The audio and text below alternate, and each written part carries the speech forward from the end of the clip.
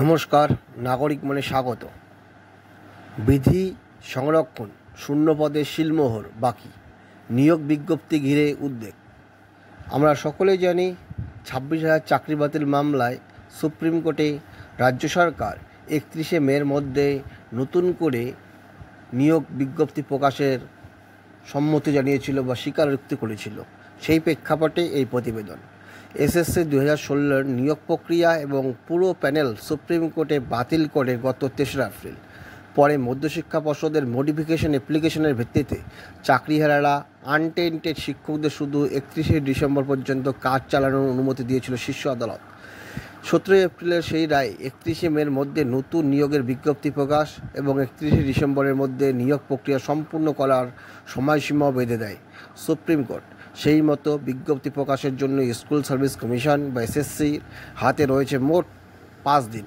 সেই বিজ্ঞপ্তির প্রতিলিপি 31শে মের মধ্যে শীর্ষ আদালতে হলফনামা জমা দেওয়ার সুস্পষ্ট নির্দেশ রয়েছে।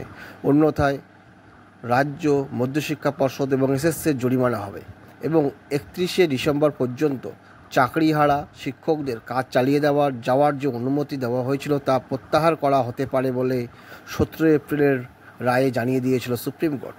মাঝের এই 4-5 দিনে বিজ্ঞপ্তি প্রকাশ এবং হলফনামা জমা দেওয়ার কাজ আদৌ সাঙ্গ করা সম্ভব কি না সে বিষয়ে সংশয় বাড়ছে শিক্ষা প্রশাসনেরও।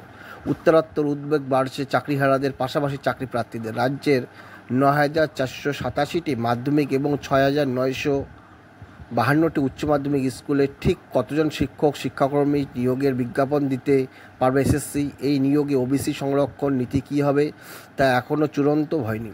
আবার শিক্ষক ও শিক্ষাকর্মী নিয়োগের বিধি সংক্রান্ত কিছু গুরুত্বপূর্ণ কাজও বাকি।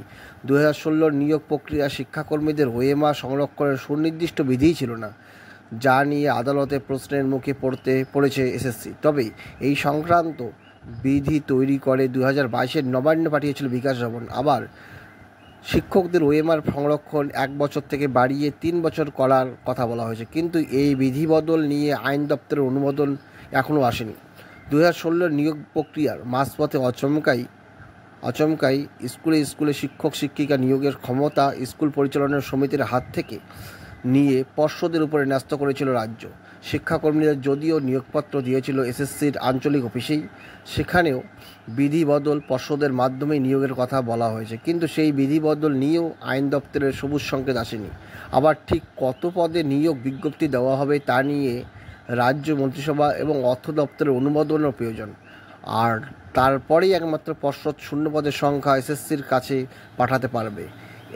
এমনিতে সুপ্রিম কোর্ট যে মডিফিকেশন অ্যাপ্লিকেশনে পর্ষদ পেশ করেছিল তাতে জানানো হয়েছিল রাজ্যে 79 লাখ শিক্ষার্থীর মাত্র 1,51,000-এর মতো শিক্ষক শিক্ষিকা রয়েছে। বহু স্কুলে বহু বিষয়ে রয়েছেন মাত্র 1জন করে শিক্ষক বা শিক্ষাকর্মী। রাষ্ট্রীয় মাধ্যমিক শিক্ষা অভিযানের নির্দিষ্ট করা 30.30:1 অর্থাৎ 30 জন ছাত্রে 1 জন করে শিক্ষক পড়ুয়ার অনুপাতের সাপেক্ষে রাজ্যের বর্তমান পরিস্থিতি ভয়াবহ। 52:1 অর্থাৎ 52 জন ছাত্রে 1 জন করে মাস্টার রয়েছে। পর্ষদ নিজেই স্বীকার করেছে। তার মানে সব শূন্যপদে নিয়োগের বিজ্ঞপ্তি প্রকাশ করতে হলে মোট শূন্যপদ হওয়ার কথা 1,10,000। শিক্ষক ও শিক্ষাকর্মীদের শূন্যপদ বাড়তে গেলে রাজ্য মন্ত্রিসভার সম্মতি একান্ত প্রয়োজন। অথচ নবান্নের খবর সেই 2রা জুন হবে মন্ত্রিসভার বৈঠক।